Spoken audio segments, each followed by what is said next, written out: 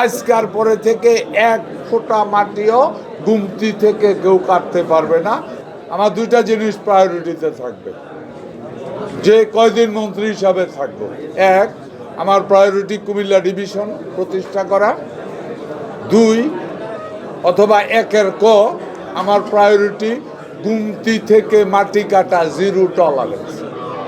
সুতরাং এখানে ডিসি সাহেব আছেন, এখানে এসপি সাহেব আছেন, আপনারা সাংবাদিকেরা আছেন।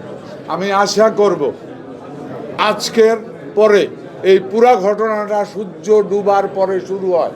আমার কাছে যতটুকু রিপোর্ট আছে, এটা অত্যন্ত দুর্ভাগ্যজনক, দুঃখজনক এবং লজ্জাস্কর।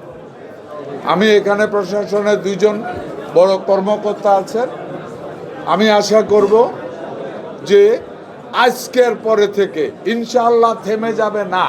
আজকের পরে থেকে এক ফোঁটা মাটিও গুমতি থেকে কেউ কাটতে পারবে না। কুমিল্লার প্রশাসনের ব্যাপারে জোরালো ভূমিকা রাখবে, এটা আমি আশা করি এবং আপনাদের সহযোগিতা চাই। এটার ব্যাপারে সবাইকে অনুরোধ করব, জিরো টলারেন্সে আসেন। এত উর্বর মাটি, এত সুন্দর, এই মাটি কাটার জন্য গুমতি ভাঙে, এই মাটি কাটার জন্য উর্বর মাটি ধ্বংস হচ্ছে, এই মাটি জন্মার জন্য চোরেরার উপদ্রব বাড়ে। এটাকে বন্ধ করতেই হবে যে কোনো পরিস্থিতি।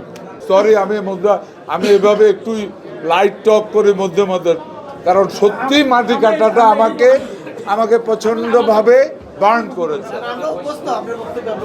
না, আমার এই মাটি কাটাটা প্রচণ্ড, আপনারা জানেন আমি অন্যায় মোটেই পছন্দ করি না, চেষ্টা করি অন্যায় থেকে দূরে থাকতে।